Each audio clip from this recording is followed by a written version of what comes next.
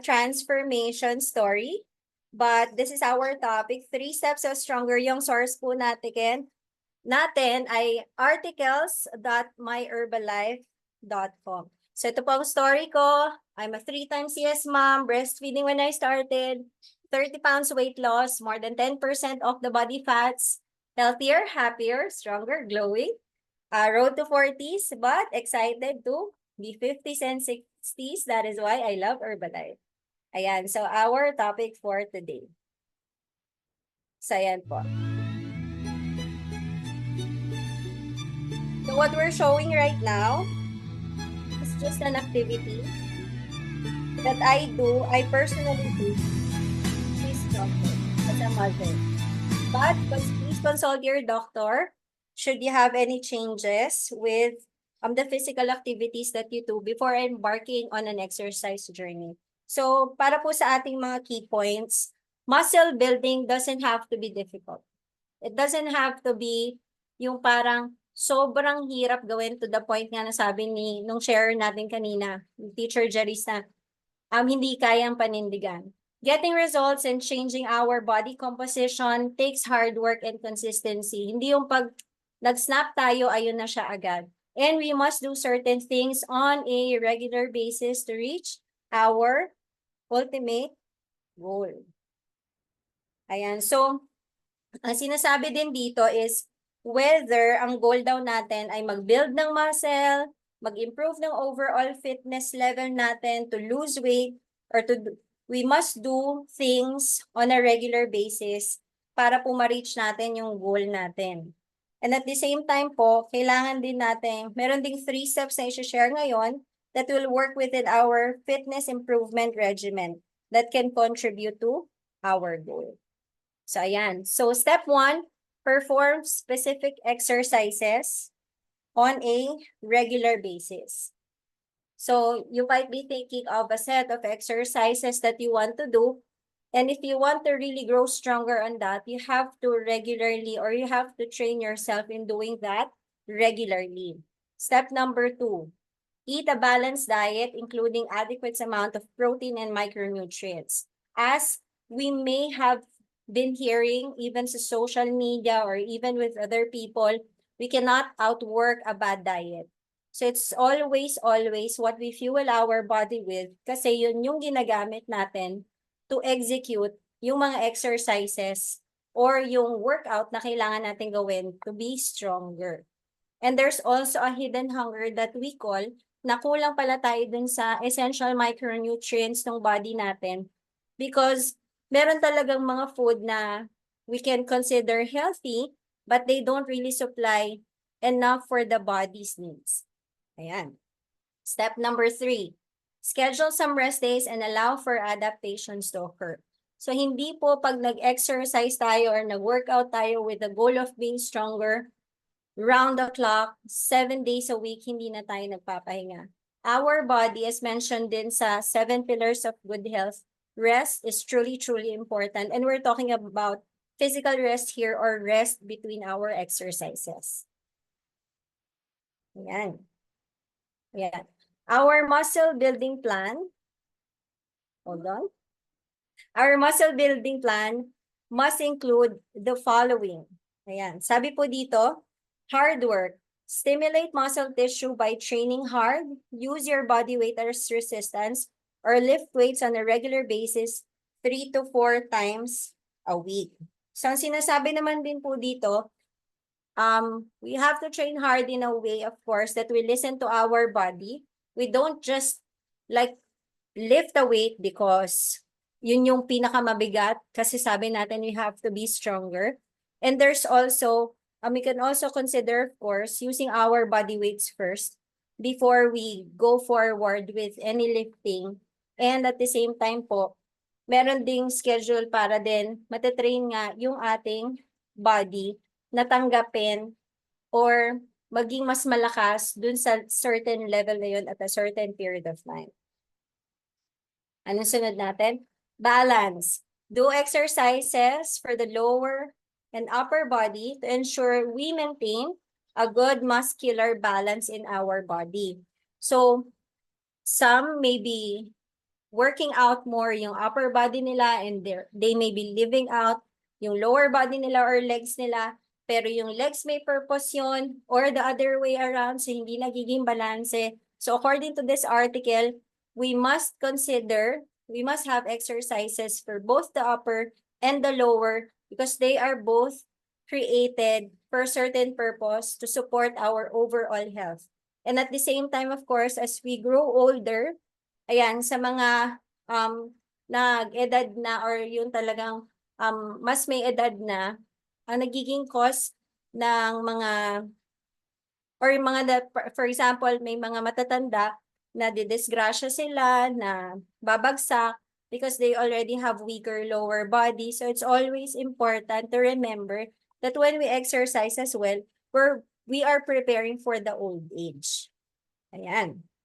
Patience. Dito tayo nagkakatalo. Kasi may mga times na iinip tayo sa ating progress. So let's allow time for the results to appear. And it takes time to see muscle growth and gain strength. Just like in our studying, we don't get to the college right away. We start with, ngayon uso na si junior CASA, senior CASA. So we don't get to the college or to the graduation right away. Meron siyang proseso. Ito, ulitin niya. Rest days. Do not overtrain because your recovery ability will be compromised. Plan to take at least 1 or 2 rest days per week. So hindi naman po pwede na puro training lamang because our body needs to rest and that's where the muscle growth happens. Mamaya po mapabanggit yung tungkol dun sa recovery na yan kasi pag tayo ay nag-workout, matetear yung muscle natin, and when we rest, that's where the muscle growth happens, or the recovery happens, or the rebuilding happens. And pag hindi natin yun ginawa, or hindi tayo nag-rest, hindi natin mamamaximize. Masasayang, kumbaga, yung effort natin in doing the workout without the proper rest. And motivation. Understand that we need to motivate ourselves to make it happen. But I must add that motivation can be a starter, but it's the discipline that keeps us going. So, pwedeng ma-motivate tayo on the first 3 days. Pero if we wouldn't be disciplining ourselves into achieving our goals or doing something, may chance na mag-fade yung motivation. So, it's still the discipline that keeps us going. Yan, for the next one, best way to train for muscle building. Progressive training is important if we want our muscle building routine to be productive. Progressive training, meaning dadagdagan natin. For example, I started with 2 pounds. Progressive, on my next X number of days, I do my 3 pounds and then I do my 5 pounds. So yun yung parang sinasabi niya na progressive. Yan. Number 1, beginning a muscle building plan. The goal is on the first workout, we reach muscular fatigue. Ano yung muscular fatigue? Kung merong regular na natatanggap na bigat or work yung muscle natin, meron siyang more na ma-achieve para mag-fatigue siya. Kumbaga, mag-click dun sa muscle natin na may ginagawa siya bago. Number 2, increasing the weight. As mentioned earlier, from 1 pound naging 3, 5, the resistance for that set should be increased between 5 to 10% within the goal of achieving at least 10 reps in the 10 to 14 rep range. So ang sinasabi dito ay as we do our workout and as we go along, meron tayong 5 to 10% na increase na pwedeng ilagay so that we can be stronger. Parang lang po yan pag hindi tayo una sanay magbuhat ng kalahating kabang bigas, over time, magaan na lang din siya. So, yung iba, nakakapag-up na sila ng 2 kaban. Ayan. So, number 3, diet. We need to ensure that we are getting enough fuel for our workouts and recovery. The diet, what we eat, what we fuel our body with is what we use for the workout. After our workout, we need to supply our body with the essential vitamins and minerals to make the workout parang even better. Kasi kung hindi rin natin i-fuel ng tama, walang magagamit sa loob ng body kung ano man yung i-workout natin. Ayan. So, syempre, continuing with the diet, we have our Formula 1 nutritional shake mix which is 19 essential vitamins and minerals ang nilaman, 9 grams of protein, which supports the growth of lean muscle mass as well. But more than that, more than new physique improvement, it's the nourishment of the body that we're getting.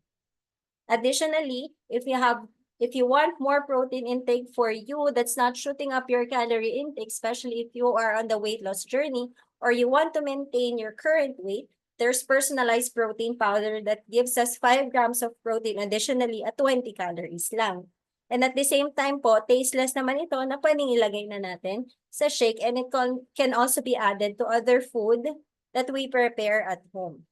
And if you want to snack, but you also are thinking, ano ba yung parang healthiest or healthier na alternative na makukuha ko, and you are you're craving iced coffee. So might as well have high protein iced coffee, 80 calories lang. Masuserve niya sa'yo yung hinahanap ng palate mo, which is the iced coffee, but it's 15 grams of protein. Zero sugar yan. And at the same time po, premium coffee din yung nandyan. And anong protein na nandyan? Whey protein concentrate. Ito po nakita niyo na rin kanina. Ayan, the Rebuild Strength.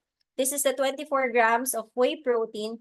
It's for, it was shared as a post-workout, but personally po, I put it in my F1 shake because I'm already maintaining my weight, but I also want to build muscle. That's why the exercises is already happening for me. The workouts are already happening for me.